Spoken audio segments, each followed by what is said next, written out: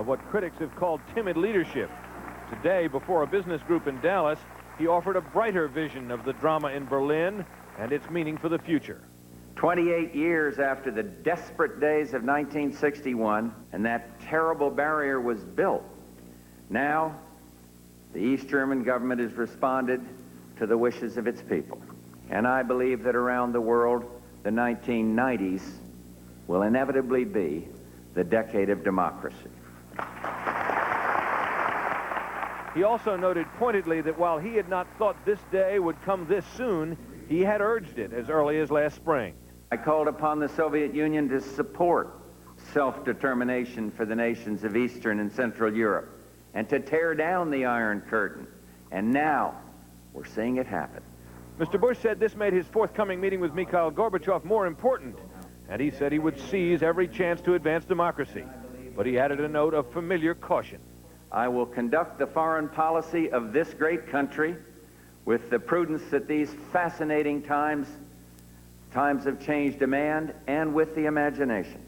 That imagination is unlikely to mean any bold, go-it-alone actions by George Bush, who makes few moves without extensive consultation with U.S. allies. Indeed, Mr. Bush spent nearly 20 minutes here in Dallas this afternoon on the phone with West German Chancellor Kohl. Afterward, the White House was pleased to announce that Kohl had said events in Berlin could not have happened without the United States. Britt, Hume, ABC News, Dallas.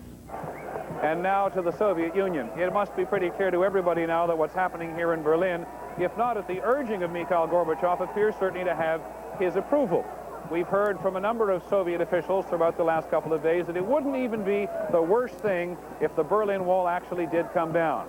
But on one thing the Soviets are insistent. It does represent a political boundary. Here's ABC's Jim Laurie in Moscow. Soviet state television told viewers tonight the dramatic events in Berlin are part of a renewal of the German political system. In other words, perestroika, East German style. While admitting surprise at the speed of what's happened, Soviet officials have welcomed the new open border policy and called it an historic moment. A TASS news agency commentary even referred positively to what it called the pulling down of the Berlin Wall. The Soviet Foreign Minister Edward Shevardnadze told reporters the East Germans had made a wise decision. People, he said, must be allowed to travel wherever they like. But while Soviet reaction and coverage was largely positive, there was one important reservation. The wall may come down, but there can be no redrawing of borders and no German reunification. Because politically it's not the time now to talk about reunification. These two Germanys belong to two different military blocs.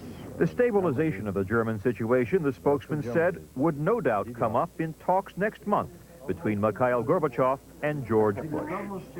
So while the Soviets support the dramatic changes, they see little prospect and have no desire for German reunification.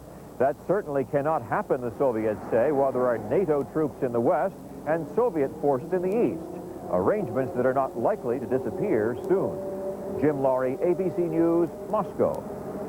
Just one other note from the Soviet Union. New reports tonight of ethnic violence. 17 people have apparently been injured in the capital of Moldavia. 17 people injured in fighting with the police. Just to remind you again where we are, it's almost 12:30 at night here in Berlin, and there are thousands of people here on the Berlin Wall making the point that it's a wall now, not an enormously significant political barrier anymore, and thousands of people have been going back and forth across it today. We'll be back with a comment later in the broadcast, and in a moment, Sam Donaldson will have the day's other news.